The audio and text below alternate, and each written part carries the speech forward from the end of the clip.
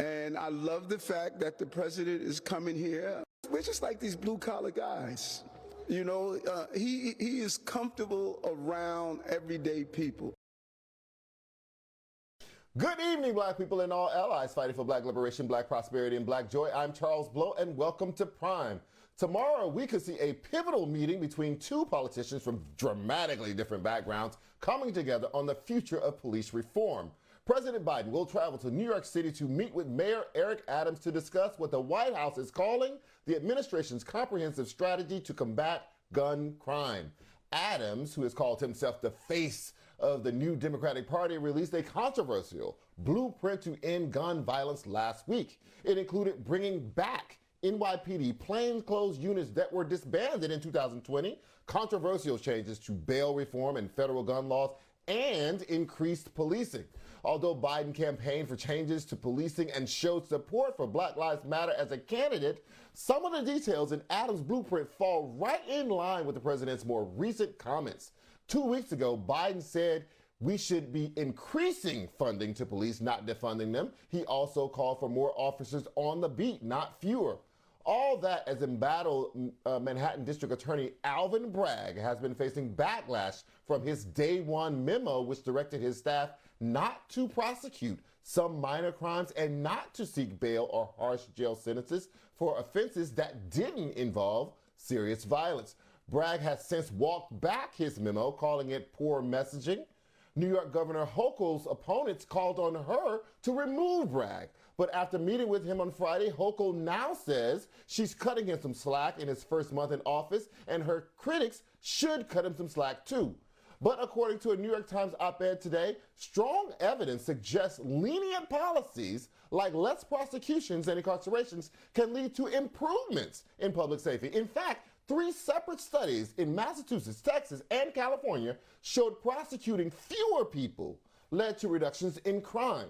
The Associated Press also highlighted that while January was a tragic month for New York City, statistics suggest it is still about as safe or safer than it was a decade ago. New York City saw 28 killings in January, 1 fewer than the number it averaged for that month over the prior 10 years, and far fewer than the more than 2,000 killings a year that the city was averaging in the early 1990s.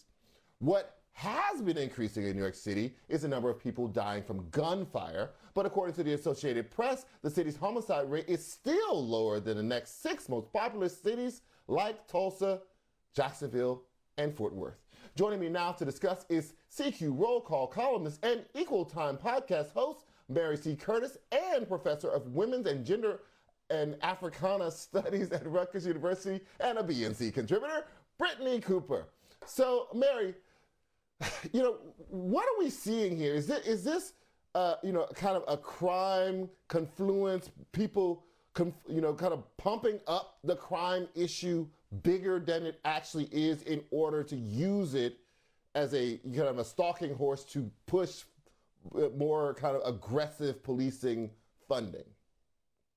Well, we can see that, of course, it's going to be political, no matter what the statistics say.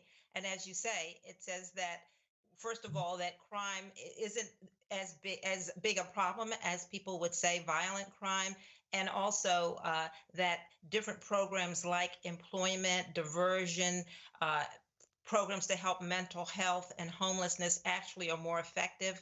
But then you have, in New York City, police officers being killed. You have the incident of the woman being pushed into the subway. And people do feel that crime is a problem. And we do know it's a big political issue. Already the Republicans are signaling, of course, they're going to be talking about inflation and immigration, but a lot about that Democrats are soft on crime, and they'll be attacking these progressive prosecutors in cities across the country, including in New York City. And so, yes, you will see Biden talking about he wants more policing. And it's really an interesting thing for Biden because he's walking a tightrope because he did run on an issue of police reform. So he'll be trying to say that policing can be fair and also effective. In the meantime, yes, he'll be pumping some money into New York City to help control gun violence and to help bolster policing. And that's what Mayor Eric Adams wants to hear.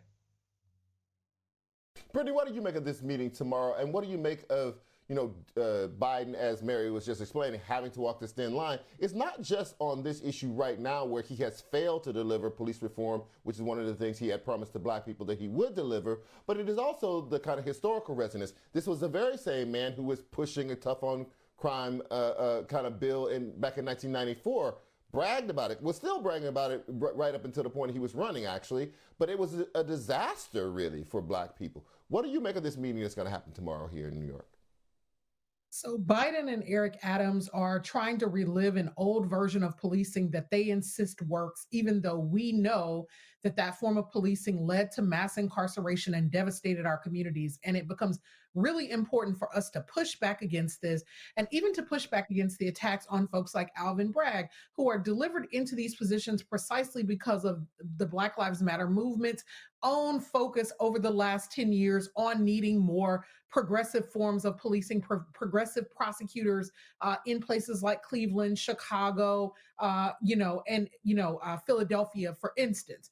Those prosecutors that are more progressive have been helpful to our communities. One of the challenges, though, is that there's a generational split, and it's the same generational split that brought Biden into office. Older Black folks really loved Biden. Younger Black folks said, well, we guess he'll do, because we couldn't get anybody to rally around the more progressive candidates that were running for office. The same thing is true around the issue of policing. In the 1990s, there was broad Black support for an increase in police precisely because of folks' perceptions about the unsafety of crime-ridden streets, drug-ridden streets, things of that nature. And so Black people's desire for safety has always been translated at the policy level into a belief in policing. That public safety shift in terms of our community narrative has only shifted among young people. It hasn't shifted as much among older people. And so this also incumbent upon movements to begin to shift the community conversation and say, our argument is that policing doesn't lead to more safety, not that Black people don't deserve to have safe streets. We're losing that battle in our movements and in our messaging, and then it leaves us ripe for these kinds of political allegiances where these folks can tell themselves that they're actually helping Black communities and that this is the thing that we want. And what we're saying is we don't believe, or what the movement says is, we don't believe that more policing reduces crime. And in fact, let's not forget that when the former mayor de Blasio fired the officer who choked Eric Garner, the police protested and had a significant work stoppage and slowdown in the month of December that year. And there was no spike in crime, even though you didn't have, they weren't writing tickets for low-level crimes, things of that nature, as a form of protest against the mayor's office. So there's no evidence, right, that less policing leads to more crime. So, Mary, I want to know what you think the vice president's role in this debate should be. One of the big criticisms of her during the primaries was that people had branded her Kamala the cop. They said that she locked up too many Black people when she was in California. She pushed back, and her team pushed back very heavily against that, saying how how instructive and better she was, not only in California, but when she got to the Senate. Well, this is not going in that direction. This is putting her back in, putting the administration being a cop administration, and she's part of it. Is there some impetus for her, or some need for her to step forward and say how she feels about these issues? Because this was an issue that dogged her during the primaries. Well, I think she can be more vocal about this issue. First of all, she says she wants to be more out there. And she also has, as Brittney said, Biden does, a rather troubling past in how she dealt with criminal justice issues in California. So this can be a way that she can show leadership and talk about what is effective and what can work. And also how the administration is going to support this, because, police themselves will use this as an issue to say, this is what the problem is. We need to have a heavier hand. And you don't want things like a stop and frisk coming back, which not only was it deemed illegal, but it was ineffective. And so I do think the vice president can be clear about just what can make up policing that is fair and also effective. I grew up in a community in Baltimore that was underprotected and over-policed. and where the prosecutor now is also coming under fire. So I know that Black communities want safety and they want to be policed, but they just want good policing and they don't want the citizens there all to be treated as perps. Brittney, how effective of a case do you think Republicans can make on the issue of branding Democrats soft on crime when they still support a candidate who I guess will be a candidate in 2024, but definitely was a president who encouraged the insurrection, which injured scores and scores and scores of police officers, and who just this week or over the weekend was saying that he would, or suggesting that he would pardon people who had engaged in the insurrection and therefore had harmed, injured these police officers. How can they make that case? Because we know that there are double standards for what is perceived as white criminality versus what is perceived as Black criminality. And here is the danger of this moment. If the Biden administration does not come up with a coherent narrative on crime, then a couple of things are going to happen. One, talking about being hard on crime is a winner for Republicans. It has been a winner for decades. It runs the risk of giving them legitimacy in a moment where they're actually looked at as a very big joke, where there is no sort of legitimacy to the kinds of politics that they're engaged in. And so giving them a bread and butter issue that there's legitimate evidence is going in the wrong direction is quite dangerous for the Biden administration. On the other hand, though, Biden has the problem of his old record on crime and the crime bill of 1994, which, if he looks like he's tacking back in that direction, is going to alienate young Black voters, right? And will make us not come to the younger Black voters. It will make us not come to the polls because we've already had a cultural adjudication on the left about the fact that that was not the right approach and that we're living in the aftermath of these policies that remove Black men from our communities. And one of the things that Biden said that he understood is that the argument being made is that when you provide people with more access to progressive government services, the kinds of stimulus bills that we had, reducing student loan debt, you take away the impetus for people to actually, commit crime. And let me say more personally too, someone robbed my purse out of my car in December. A friend called 2 weeks ago to say that someone robbed her mother in the middle of traffic.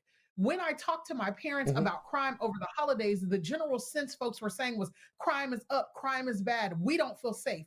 So in Black communities, there is a narrative right now where folks are saying something has shifted, right. People are out of control, and the Biden administration does need to be talking about reassurance, but he needs to remember that when he came in last year, the thing he did was to say, we're going to take care of you by using government to actually address right. the issues that make people desperate. That's the thing that he needs to reinforce, not this tough on crime stuff that Eric Adams wants to relive as a former right. police officer. It's not a winning issue. It's not a winning issue. Yes, reassurance is different than re-invasion, which is what Black people don't want, an invasion of their communities by police officers. Brittney Cooper and Mary C. Curtis, thank you both for joining me tonight. Great conversation.